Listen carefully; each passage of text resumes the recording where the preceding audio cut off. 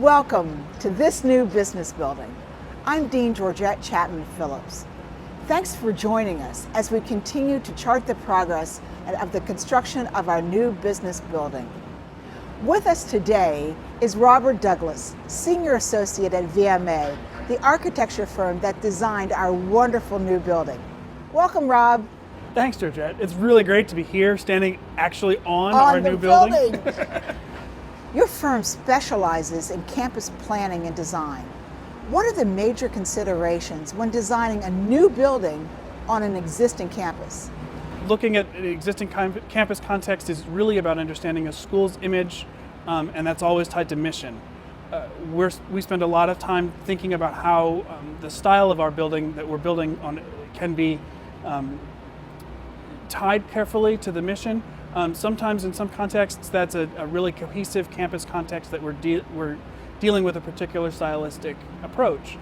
In a campus like Lehigh's that has an eclectic set of buildings that span of the years, it's really more about looking at scale, materiality, how the building sits in relationship to the buildings around it.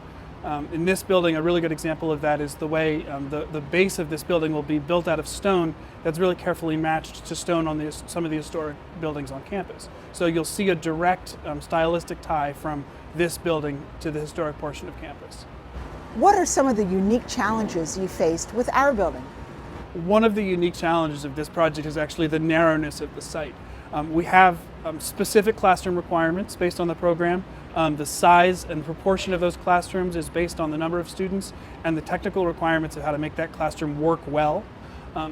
And in order to fit enough of them on the site, we really need a double loaded corridor, so classrooms on both sides of one hallway. If you look, when you walk through this building when it's finished, you'll notice that on one side, the classrooms are different functions than the classrooms on the other side of the corridor, and that's actually because in order to fit everything on the site, we had to think really carefully about which classrooms could pair with which across the site.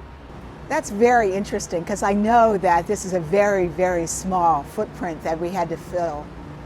So let's go way back to the beginning of the process. I remembered that we started with something called architectural programming.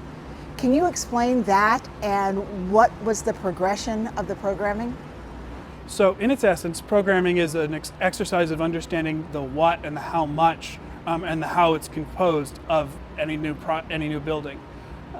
In this project, we started with a whole exercise of thinking about how many classrooms you needed, your schedule. We looked not just at this building, but also at the current condition of the Rauch Center and the future condition of the Rauch Center. So there's a lot of technical analysis that went into setting the program, but then there's a whole other aspect of programming, which is really about listening. It's about understanding what your faculty need, how they teach now, how they would like to teach in the future, what your students need, the way your students study, the places in the building that your students study. We did a whole series of boards, and the students came around and said which boards they liked. Those boards were actually hugely influential in the way we thought about creating common spaces in the building. I think the whole building is gorgeous, but I know that there are a couple of features that are unique to this building. So there are all sorts of really cool things in this building. From the hanging stair and the big forum space when you walk in, those will both be really, really exciting architectural features. My favorite feature is actually the classroom in the round. Which is a classroom where all the students face each other right at the corner of the building, and I think it's going to completely change the way faculty interact with the students within that room. It's going to be very exciting. I understand that this is a LEED certified building. What does that mean and why is it important?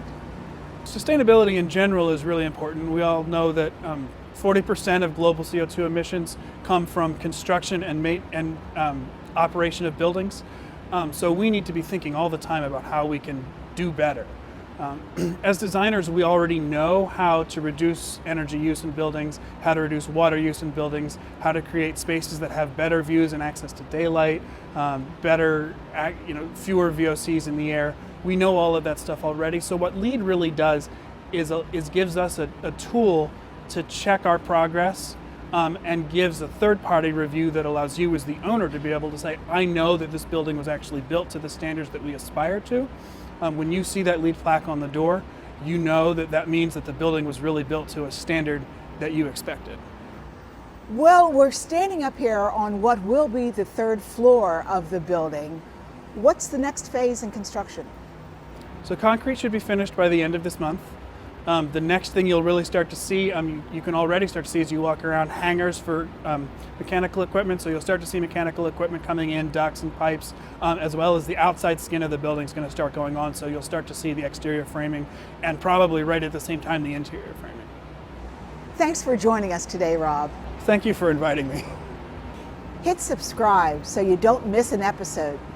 See you next time on This New Business Building.